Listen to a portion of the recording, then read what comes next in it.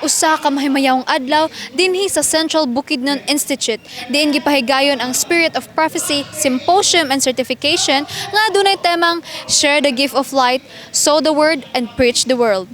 Naghiusa ang mga tumutuo alang sa usa ka makahuluganon nga kalihukan, ang Spirit of Prophecy Symposium and Certification nga gipanguluhan ni Pastor Edgar Brian Tolentino uban sa temang Share the Gift of Light, Sow the Word and Preach the World. Daghan kog na hibawaan ani nga seminar, daghan kog na nasabtan nga inani day ang mga sinulatan ni Ellen White nga nakahatag nato inspiring kani bahin sa espiritu stagna.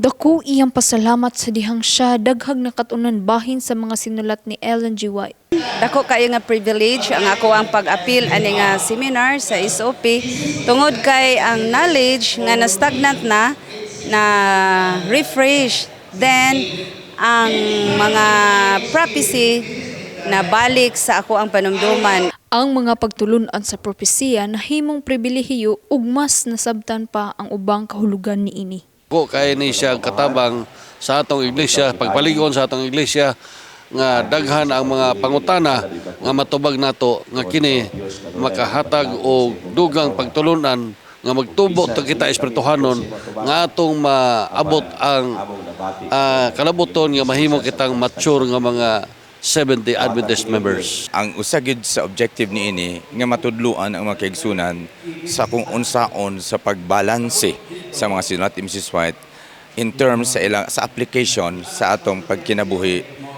isip mga miyembro niining salin nga iglesia sa katapusang panahon. Ang matag usa giawhag nga mahimong kasangkapan sa pagpakaylap sa kamatuoran ug pagdala sa kahayag ngadto sa uban. Ko ang importansya sa kining symposium, although daghan nga mga member ang wa pa gyud kasabot or wa pa kahibalo sa doktrina sa gift of prophecy. Kining tumong gyud sa atong symposium, kining pagbasa nato sa Biblia, mobalik ta sa Biblia gikan sa writings ni Ellen White ug makit-an nato ang kaluwasan gikan sa kamatayon sa atong Ginoo. Kini nga symposium dili lamang usa ka panghitabo kundi usa ka sinugdanan sa mas lawom nga pagtawag, usa ka panaw padulong sa mas matinud-anong pag-alagad diha kang Kristo. Dili lang kini usa ka simpleng panagtigom kundi usa ka makahuluganon nga kalihukan nga nagpalalom sa atong kahibalo sa mga sinulat ni Ellen G. White ug nagiya sa pag-aplikar niini sa atong kinabuhi isip matinud-anong sumusunod kang Kristo. Kini si Irish Gallardo alang sa Mizpa Live News and Commentary.